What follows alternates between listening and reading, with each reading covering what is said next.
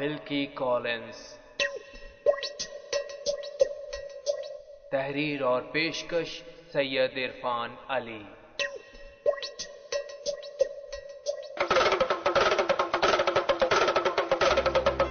یہ سطور انڈیا میں بیٹھ کر میں اپنے برطانوی رشتہ داروں کے لیے لکھ رہا ہوں۔ اس کی ایک وجہ یہ بیان کرنا ہے کہ میرے تعلقات اپنے کزن جان ہرن کیسل سے کیوں خراب ہوئے۔ ہر کوئی یہی سوچتا ہے کہ غلطی میری تھی۔ میری اس تحریر کو پڑھنے کے بعد آپ خود فیصلہ کریں گے کہ میں غلطی پر تھا یا میرا کزن۔ جب انگریز انڈیا پر قابض تھے تو 1799 میں انہوں نے سرنگا پٹم پر حملہ کیا۔ یہ جنوبی ہندوستان میں واقع تھا اور میسور کا دارالحکومت۔ وہاں کی بے شمار دولت اور خزانوں پر انگریزوں نے قبضہ کر لیا۔ سرنگا پٹم پر حملہ کرنے سے پہلے ہی مون سٹون نامی ہیرے کے بارے میں انگریز سپاہی باتیں کرتے کہ اس عظیم ہیرے کو ضرور حاصل کرنا ہے۔ اس زرد رنگ کے ہیرے کی داستان بہت پرانی تھی۔ ہندو جن دیوتاؤں کی پوجا کرتے تھے ان میں سے ایک کا تعلق چاند سے تھا۔ 4 ہاتھوں والے اس دیوتا کے ماتھے میں یہ بڑی جسامت کا ہیرا لگا ہوا تھا۔ 11ویں صدی عیسوی میں محمود غزنوی نے ہندوستان پر حملہ کیا۔ سومناتھ کے مندر، جس کا شمار عظیم خزانوں اور اثاثوں میں بھی ہوتا تھا، اس پر بھی قبضہ کیا، مگر پجاری چاند دیوتا کا بت، جس کے ماتھے میں مون سٹون لگا ہوا تھا، وہاں سے رات کی تاریکی میں نکال کر دوسرے اہم شہر بنارس لے جانے میں کامیاب ہو گئے۔ یہاں جس مندر میں اسے رکھا گیا اس کے ستون سونے کے بنے ہوئے تھے اور وہاں اس کی عبادت کی جانے لگی۔ ایک رات خواب میں 3 ہندو براہمنوں کو دیوتا نظر آئے، جنہوں نے تاکید کی کہ ہمیشہ 3 براہمن اس ہیرے کی حفاظت کریں گے، نسل در نسل۔ دیوتا نے یہ بھی کہا کہ جو کوئی اس ہیرے کو حاصل کرنے کی کوشش کرے گا، اس پر، اس کے خاندان پر آفات کا نزول ہوگا۔ براہمنوں نے یہ بات اس مندر کے باہر لکھوا دی۔ صدیاں گزرتی گئیں اور 3 براہمن اس ہیرے کی حفاظت کرتے رہے۔ 18ویں صدی میں مغل بادشاہ اورنگزیب کے حکم پر وہاں سے وہ نایاب ہیرا اس کے پاس پہنچ گیا۔ 3 محافظ براہمن اس قابل نہ تھے کہ تلواروں کے زور پر سپاہیوں کا مقابلہ کرتے، تو بھیس بدل کر ہیرے کے قریب رہنے کی کوشش کرتے رہے۔ صدیاں گزرتی گئیں۔ جس کے پاس ہیرا جاتا وہ آفات میں گھر جاتا، مگر براہمن وہ ہیرا حاصل نہ کر پاتے۔ یہاں تک کہ ٹیپو سلطان کا دور آ پہنچا۔ اس نے اس ہیرے کو خنجر پر لگوایا اور اپنے بہترین خزانے کا حصہ بنایا، مگر ٹیپو سلطان کے ساتھیوں میں 3 براہمن ابھی بھی موجود تھے، جو دراصل بھیس بدل کر ٹیپو سلطان کے دل میں جگہ بنا چکے تھے، مگر حقیقت میں ہیرے کو حاصل کرنے کی کوشش میں مگن ہیرے کے محافظ وہی براہمن تھے۔ وہ دن بھی آ گیا جب سرنگا پٹم پر انگریزوں نے حملہ کرنا تھا۔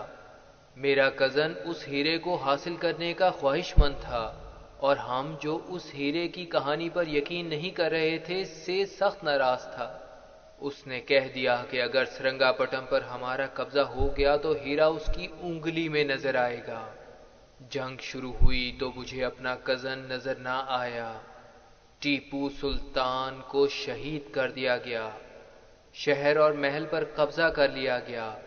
ہمارے اپنے سپاہی بھی لوٹ مار میں مصروف تھے، تو ہمارے جنرل نے حکم دیا کہ جو کوئی سپاہی لوٹ مار کرتا نظر آئے اسے گولی مار دی جائے۔ کچھ سپاہی ہنس رہے تھے کہ مون سٹون کہاں ہے، کس کے ہاتھ لگا۔ اسی دوران میں نے ایک چیخ کی آواز سنی۔ میں اس کمرے کی طرف بھاگا جہاں سے چیخ کی آواز آئی تھی۔ وہاں محل کے 2 انڈین محافظوں کی لاشیں موجود تھیں، جبکہ تیسرا انڈین سپاہی شدید زخمی حالت میں زمین پر گرنے ہی والا تھا۔ میرے کزن جان ہرن کیسل نے انہیں مار ڈالا تھا، اس ہیرے کو حاصل کرنے کے لیے جو اب بھی خنجر کے ساتھ جڑا ہوا تھا اور اس کے ہاتھ میں موجود تھا۔ زخمی سپاہی نے زمین پر گرتے ہوئے خنجر اور ہیرے کی طرف اشارہ کرتے ہوئے کہا، یہ مون سٹون تم اور تمہارے ساتھیوں سے انتقام لے گا۔ یہ کہہ کر وہ زمین پر گرا اور مر گیا۔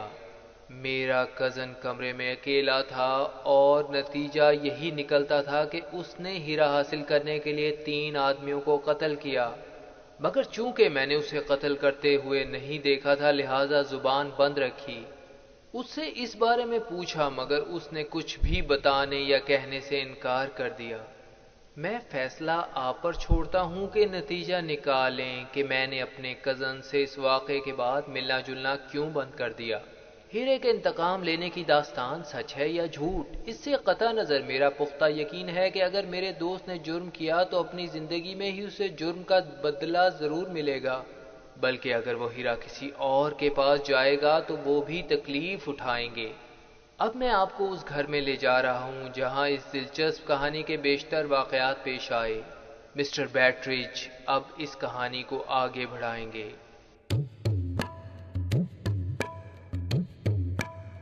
میرا نام گیبریل بیٹریج ہے۔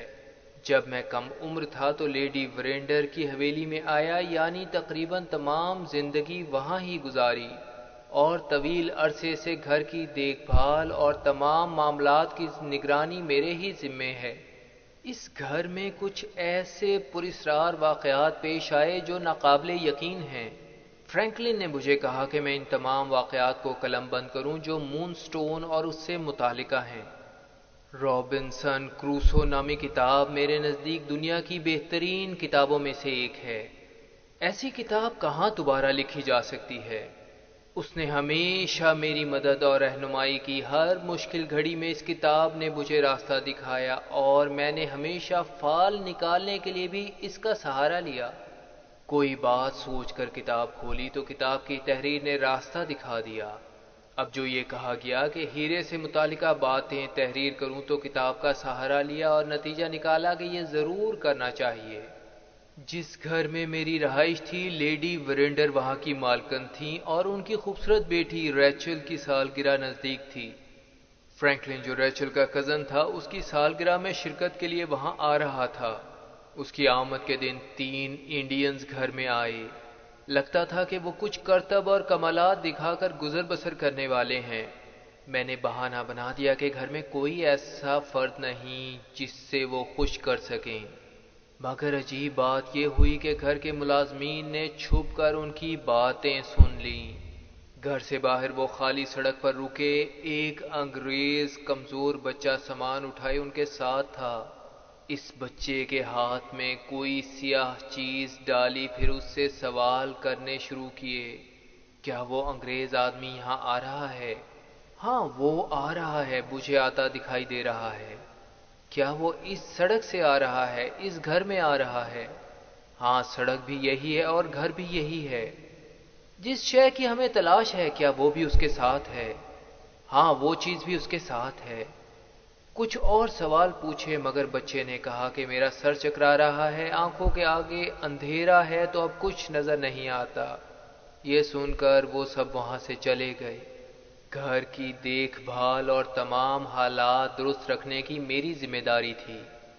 فرینکلن مجھے بہت عزیز تھا، اچھی عادتوں والا۔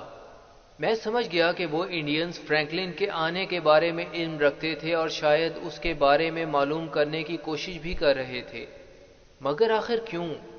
پھر میں گھر کی ایک ملازمہ کو تلاش کرتے ہوئے سمندر کے کنارے پر چلا گیا۔ یہ ملازمہ جس کا نام روزینا سپیرمین تھا چند ماہ پہلے ہی اس گھر میں آئی تھی۔ اچھی لڑکی تھی مگر بہت کم بات کرنے اور دوسرے ملازموں سے دور رہنے والی۔ خوبصورت بالکل بھی نہیں تھی بلکہ ایک کندھا دوسرے سے قدرے اونچا تھا جس سے وہ عجیب دکھائی دیتی۔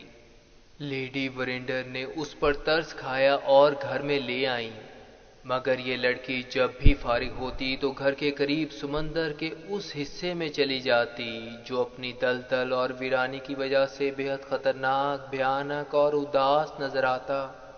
پانی وہاں آتا تو ریت کے نیچے ہی رہتا اور ایسی آوازیں آتی جیسے لوگ رو رہے ہوں۔ جس جگہ کوئی بھی آنا پسند نہ کرتا یہ لڑکی اپنا فارغ وقت وہاں گزار کر نہ جانے کیا سوچتی رہتی اور بعض اوقات اسے وہاں میں نے روتے ہوئے بھی دیکھا۔ میں نے اسے کہا بیٹی گھر چلو اور کھانا کھاؤ، لیکن اس کی تو جیسے بھوک اڑ چکی تھی۔ بولی لگتا ہے یہ تلتل مجھے بلاتی ہے، شاید میں ایک دن اس کے اندر چلی جاؤں۔ مسٹر فرینکلن مجھے تلاش کرتے وہاں آ گئے۔ روزانہ نے انہیں دیکھا تو پہلے حیران پریشان دیکھتی رہی، پھر گھبرا کر وہاں سے بھاگ گئی۔ فرینکلن کی زبانی علم ہوا کہ اس کا کچھ لوگ پیچھا کر رہے ہیں۔ انہیں یہ بھی علم ہو چکا تھا کہ یہاں بھی 3 انڈینز پراسرار باتیں کر رہے تھے۔ مسٹر بیٹرج، سب کچھ ٹھیک نہیں ہے۔ وہ لوگ دراصل اس ہیرے کی تلاش میں لگتے ہیں جو میں اپنے ساتھ لایا ہوں۔ مسٹر ہرن کیسل فوت ہو چکے ہیں، مگر انہوں نے میرے والد صاحب کی ڈیوٹی لگائی کہ یہ ہیرا ان کی بہن لیڈی ورینڈر کے حوالے کیا جائے، تو اپنے والد کے حکم سے میں یہ یہاں لایا ہوں۔ اوہو، میں بولا، یہ ہیرا تو مشہور ہے، جہاں جاتا ہے بربادی لاتا ہے۔ ہاں یاد آیا، ایک مرتبہ ہرن کیسل یہاں آئے تھے، مگر لیڈی ورینڈر نے ان سے ملنے سے انکار کر دیا تھا۔ یقیناً انہوں نے بدلہ لینے کے لیے اب یہ انہیں تحفے میں دے دیا ہوگا۔ اتنا قیمتی ہیرا لینے سے کون انکار کرے گا؟ لالچ میں لے تو لے گا، مگر پھر پریشانیوں میں مبتلا ہو جائے گا۔ چونکہ ہیرا مس ریچل کو بطور تحفہ دیا گیا تھا اور سالگرہ کے دن ان کے حوالے کرنا تھا، لہذا اسے بینک میں حفاظت کے لیے رکھوانے کا انتظام کیا گیا۔ البتہ میں اور فرینکلن دونوں ان انڈینز کی پراسرار حرکات سے پریشان اور تشویش میں مبتلا تھے۔ آخر وہ کون تھے اور کیا چاہتے تھے؟ فرینکلن اور مس ریچل نے ایک دوسرے کو پسند کیا اور جلد ہی ان میں گہری دوستی ہو گئی، جبکہ روزانہ کچھ عجیب و غریب حرکات کر رہی تھی۔ کبھی بہت پریشان دکھائی دیتی، کبھی بے حد خوش۔ مسٹر فرینکلن کی طرح ایک اور نوجوان رشتہ دار گاڈفرے ایبل وائٹ کو بھی سالگرہ میں شرکت کی دعوت دی گئی۔ پہلے محسوس ہوتا تھا کہ فرینکلن اور ریچل شاید شادی کر لیں، مگر گاڈفرے ایبل وائٹ بھی امیر نوجوان تھا، اور اب دیکھنا تھا کہ ان میں سے کس کو ریچل پسند کرتی ہے۔ فرینکلن کے بارے میں ریچل کچھ محتاط ہو گئی تھی، کیونکہ فرینکلن سے ملنے کچھ لوگ آئے اور اس سے رقم کا مطالبہ کیا جو اس نے ادھار لے رکھی تھی۔ اب یہ بات صاف تھی کہ مسٹر گاڈفرے ایبل وائٹ بہت امیر ہے اور فرینکلن اس کے مقابلے میں کم امیر۔ گاڈفرے اپنی 2 بہنوں کے ساتھ وہاں آیا۔ مجھے کچھ دن بعد معلوم ہوا کہ شاید اس نے ریچل سے شادی کی بات کی، مگر اس نے انکار کر دیا۔ لیڈی ورینڈر کو ہیرے کے بارے میں علم ہوا تو سخت ناراضگی کا اظہار کیا، مگر ریچل نے اسے بہت ہی پسند کیا اور اپنے کپڑوں پر اس طرح سی لیا جس سے وہ نمایاں طور پر نظر آتا۔ سب اس کی جسامت سے حیرت زدہ رہ گئے۔ کافی رات کو سالگرہ کی دعوت ختم ہوئی، سب مہمان چلے گئے۔ ریچل نے کہا کہ وہ ہیرا اپنے کمرے میں ہی رکھے گی۔ تیز ہواؤں کے ساتھ بارش شروع ہو چکی تھی۔ میں نے تمام حویلی کا چکر لگایا اور حفاظت کا بندوبست کیا، پھر سب اپنے اپنے کمروں میں سو گئے۔ صبح شور سے آنکھ کھلی تو علم ہوا کہ ہیرا مس ریچل کے کمرے سے غائب ہے۔ سب نے تلاش کرنے کی کوشش کی، مگر وہ واقعی چوری ہو چکا تھا۔ لیڈی ورینڈر نے پولیس کو بلانے کا حکم دے دیا۔ لگتا تھا کہ وہی انڈینز اپنے مقصد میں کامیاب ہو چکے تھے۔ پولیس کے سپرنٹینڈنٹ سیگریو آئے، ہر جگہ کا جائزہ لیا، تمام لوگوں اور ملازمین سے سوال و جواب کیے، مگر مس ریچل کمرے میں بند بیٹھی تھی اور اس نے کسی سے بھی ملنے سے انکار کر دیا۔ ماں کے کہنے پر دروازہ تو کھول دیا، مگر کہا کہ ہیرا غائب ہے اور شاید اب کبھی بھی کوئی بھی اسے نہ ڈھونڈ سکے گا۔ سپرنٹینڈنٹ نے کوشش تو بہت کی، مگر ہیرا نہ ملا۔ وہ پریشان تھا کہ کیا کرے۔ لیڈی ورینڈر اپنے ملازمین کو محفوظ رکھنا چاہتی تھی اور وہ سمجھتا تھا کہ ہیرا ان میں سے ہی کسی کے پاس ہے۔ مسٹر فرینکلن نے مجھ سے کہا کہ ہیرا تلاش کرنا سپرنٹینڈنٹ کے بس کی بات نہیں، کسی اور اعلیٰ سراغ رساں کی خدمات حاصل کرنی چاہیے۔ وہ حیران تھا کہ روزانہ سپیر مین عجیب و غریب حرکتیں کر رہی ہے، مگر مجھے علم ہو چکا تھا کہ یہ حرکتیں دراصل اس کے عشق کی وجہ ہیں جو وہ فرینکلن سے کر رہی ہے۔ پتلے دبلے خستہ حال سرجنٹ کف وہاں پہنچ گئے، وہ سراغ رساں تھے۔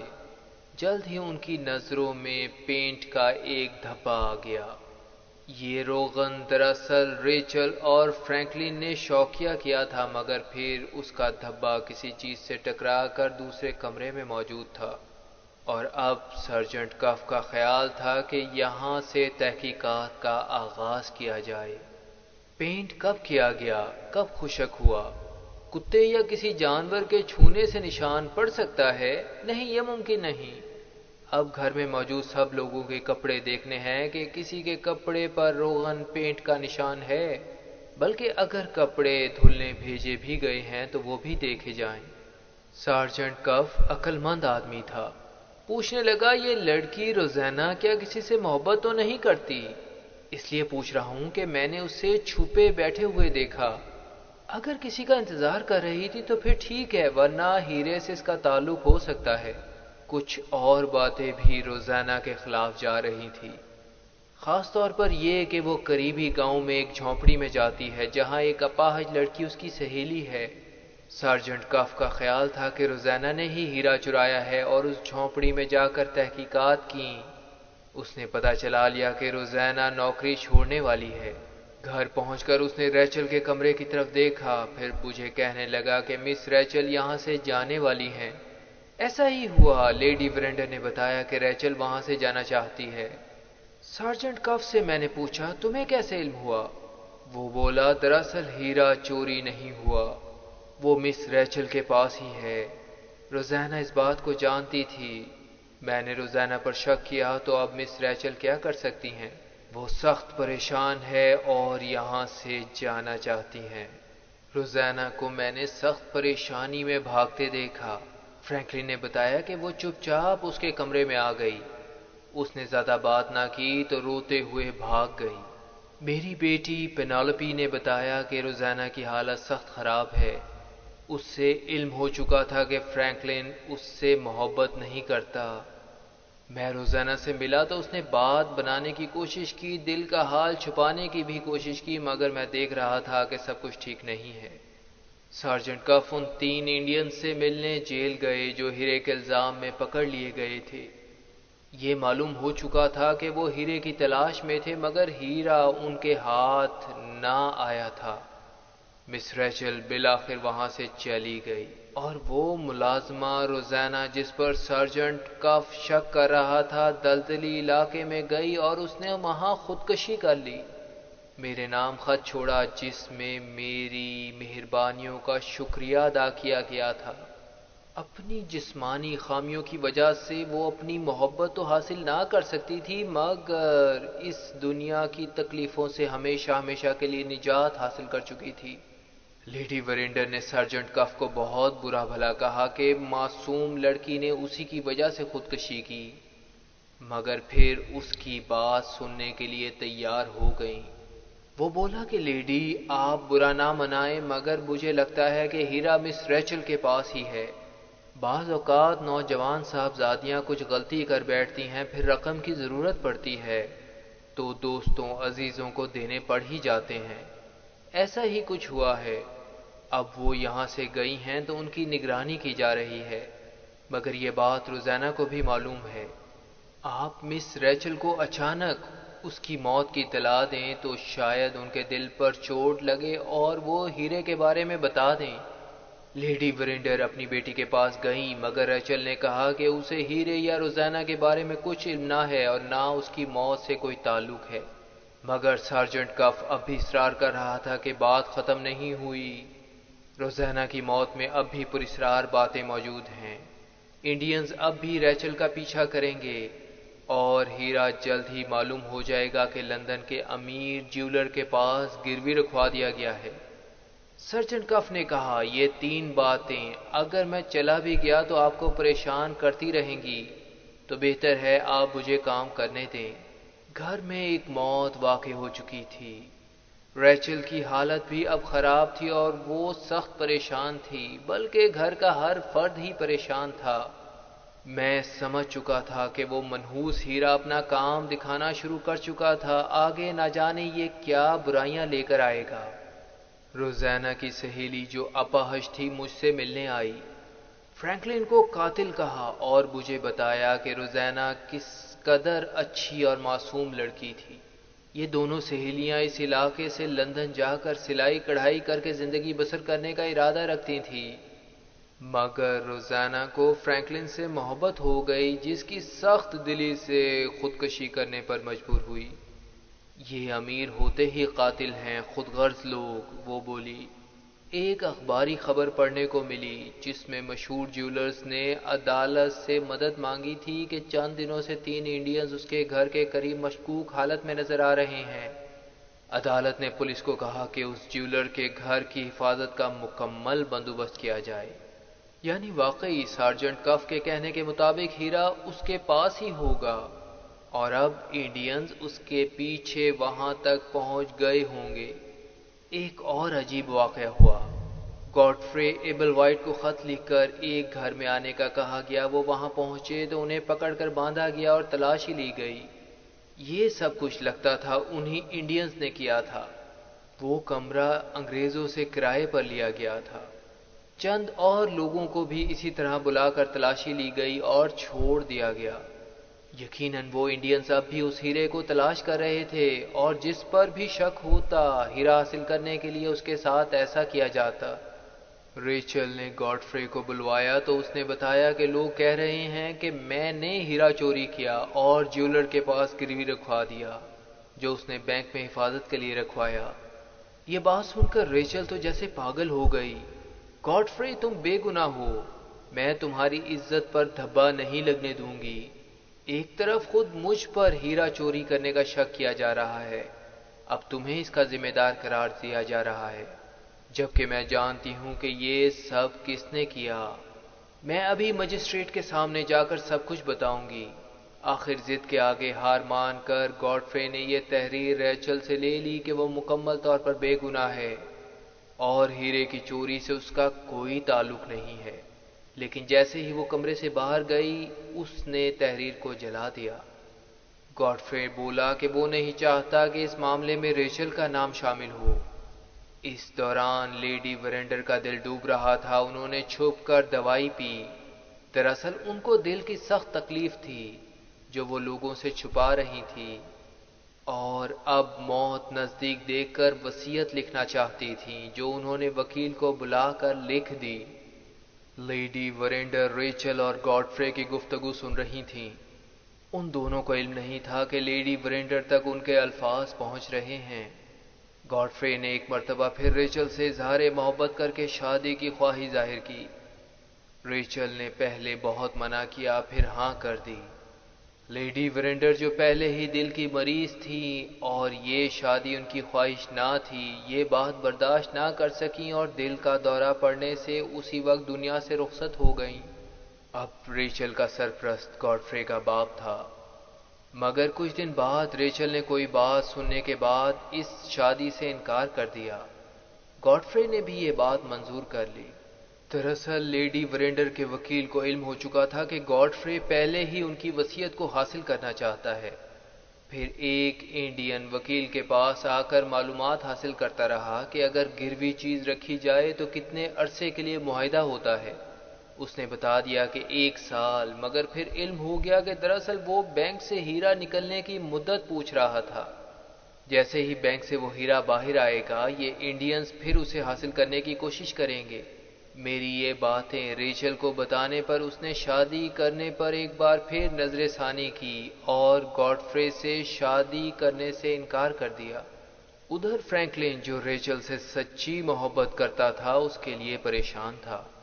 پہلے ریچل نے اس سے منہ موڑا، پھر گاڈفرے سے بھی شادی کرنے سے انکار کر دیا۔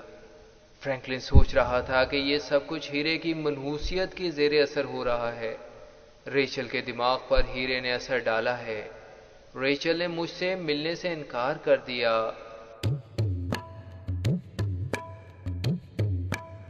میں بیٹریل گیبری سے ملا تو اس نے روزینہ اور اس کی معذور سہیلی کے بارے میں بتایا جو خط لائی تھی۔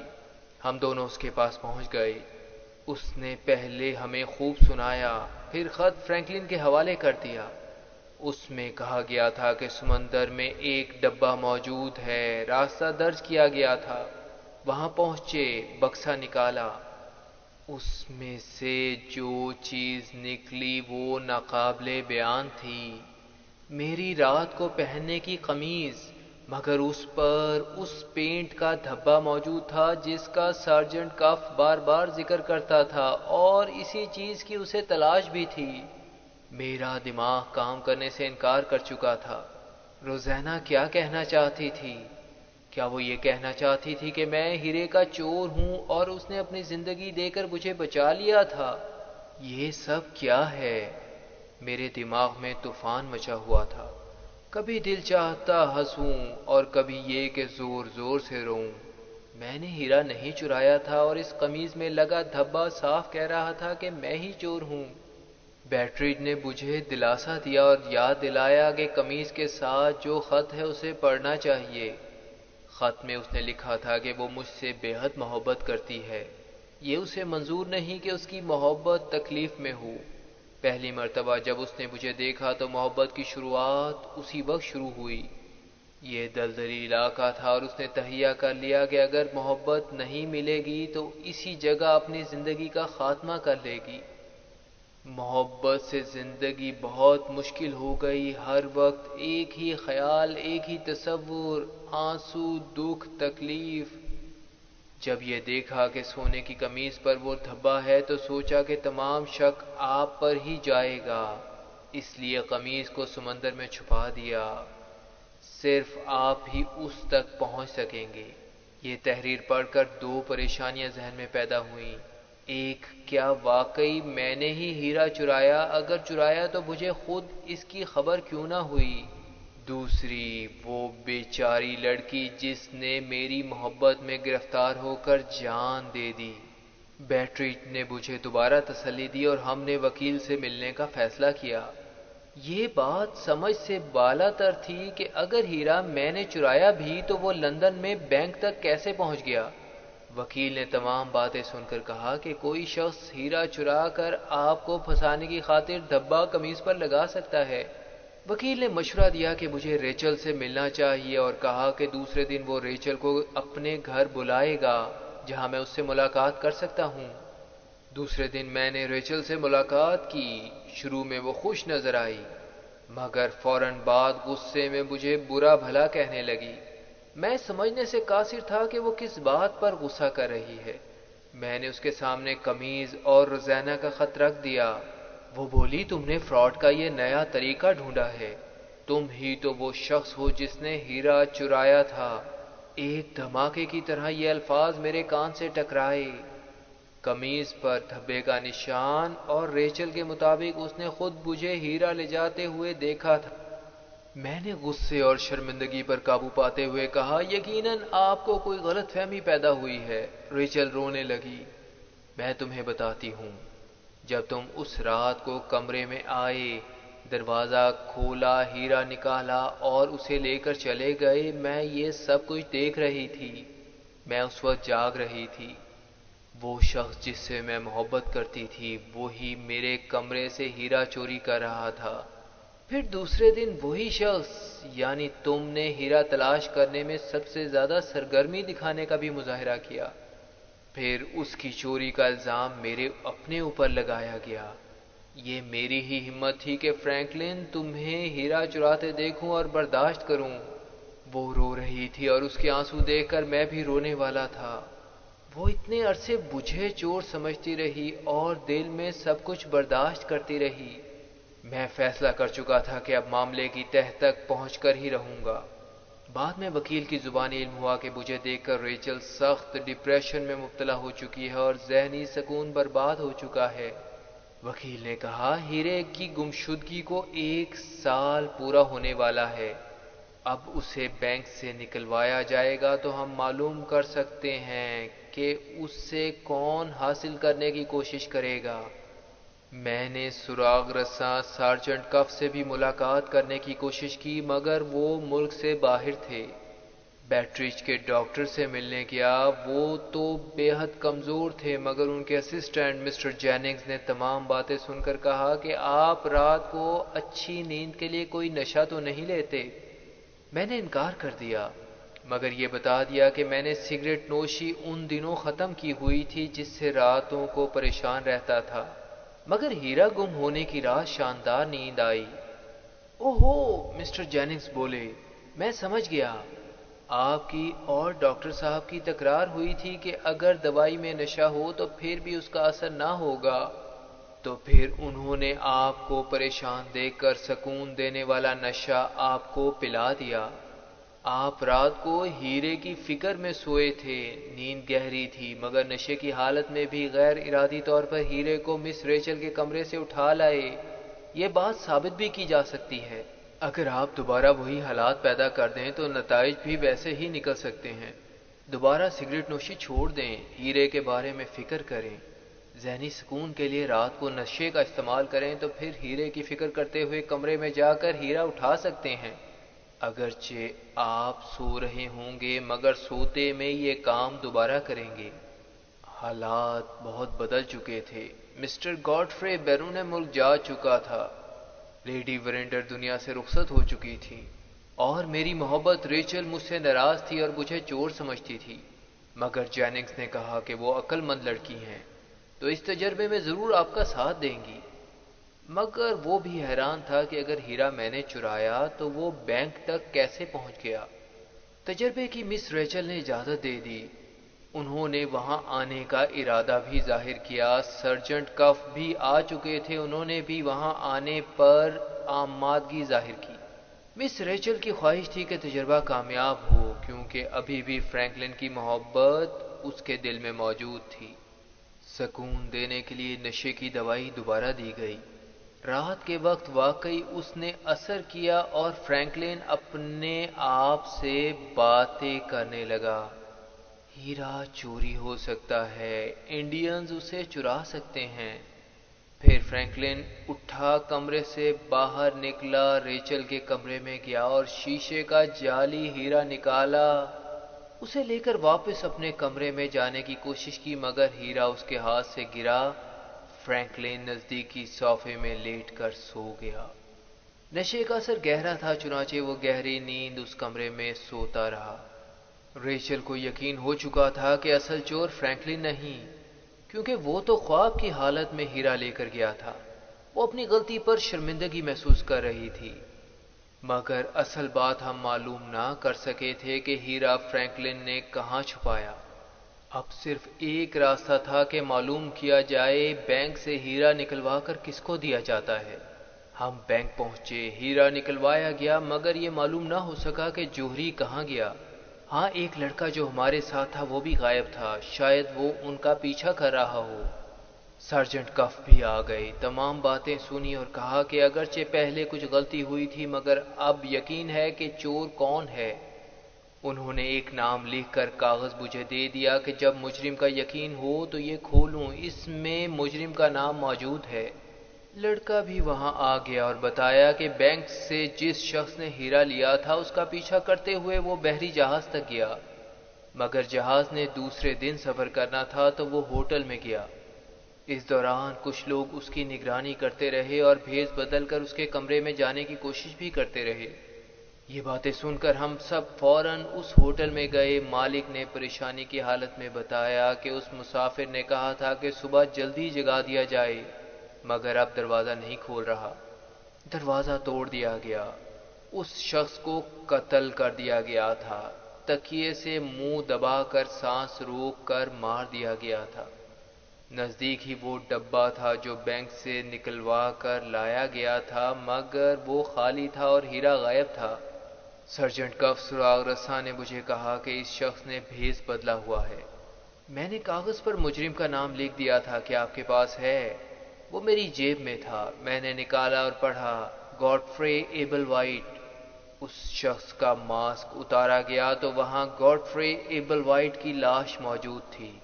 سرجنٹ کف نے بتایا کہ انڈینز بالآخر کامیاب ہو ہی گئے کہ ہیرا حاصل کر لیں۔ دراصل گاڈفرے کے اخراجات بہت زیادہ تھے اور آمدنی کم، تو اس نے سوچا کہ مس ریچل سے شادی کر کے جائیداد حاصل کر لی جائے۔ وہ بہت سے لوگوں کا مقروض بھی تھا۔ سالگرہ کی رات کو وہ یہی بیٹھ کر سوچ رہا تھا کہ قرض کس طرح اتارے تو کچھ آہٹ سن کر باہر گیا۔ دیکھا کہ فرینکلن ریچل کے کمرے میں گیا۔ اس نے دیکھا کہ ریچل جاگ رہی ہے۔ ہیرا فرینکلن نے وہاں سے لیا اور باہر آ گیا۔ باہر گاڈفرے نظر آیا تو اسے ہیرا پکڑا دیا اور کہا کہ اس کی حفاظت کی جائے اور بینک حفاظت کے لیے بہترین جگہ ہے۔ اس نے یہ سب کچھ نیند کی حالت میں کیا۔ صبح گاڈفرے کو معلوم ہو گیا کہ فرینکلن نے یہ سب کچھ نیند کی حالت میں کیا ہے تو ذہن میں ترکیب آ گئی کہ یہ ہیرا گروی رکھ کر رقم حاصل کر کے لوگوں کے قرض اتارے جائیں۔ جوہری کو گروی رکھوا دیا جس نے بینک میں رکھوایا۔ کہیں سے رقم ملی تو جوہری کو وہ دے کر ہیرا دوبارہ حاصل کر لیا، مگر انڈینز بھی اس کے پیچھے تھے جنہوں نے بالآخر گاڈفرے کو قتل کر کے اپنا ہیرا حاصل کر لیا اور اب بحری جہاز میں بامبے کے لیے روانہ ہو چکے ہیں۔ بامبے پولیس کو اس کی اطلاع دی جا چکی ہے۔ کچھ عرصے بعد جہاز کے کپتان نے سارجنٹ کف کو خط لکھ کر بتایا کہ 3 انڈینز اس کے جہاز میں سوار تھے۔ ایک روز جب وہ منزل مقصود بمبئی کے قریب تھے تو ایک کشتی چرا کر یہ تینوں انڈینز جہاز سے فرار ہو گئے۔ بندرگاہ پہنچ کر مجھے اندازہ ہوا کہ وہ جہاز سے کیوں فرار ہوئے، مگر ان کا اب تک کچھ معلوم نہیں ہو سکا کہ وہ کہاں ہیں۔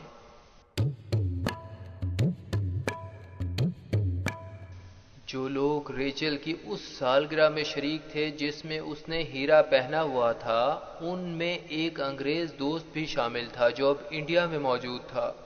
اس نے وکیل کو خط لکھا اور بتایا کہ مجھے مون سٹون کے چوری ہونے کی اطلاع ملی تھی۔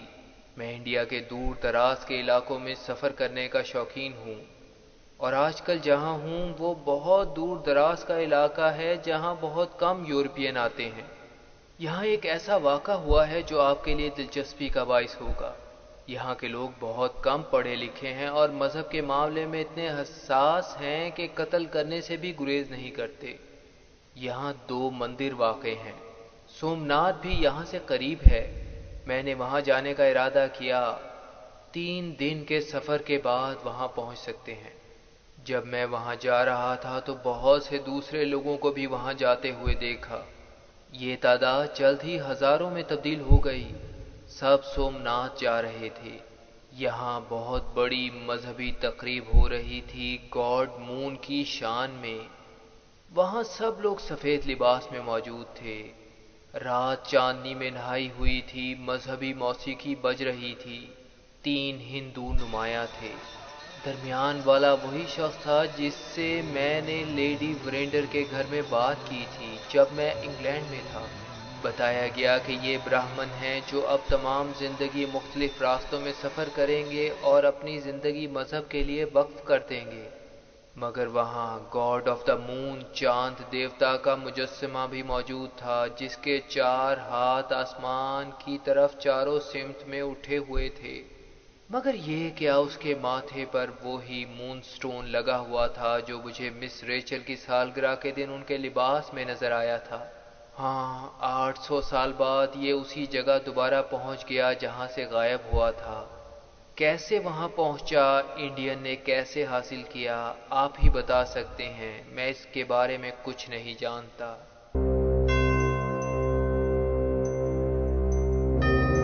مون سٹون بائی ولکی کولنز، تحریر اور پیشکش سید عرفان علی، www.server555.com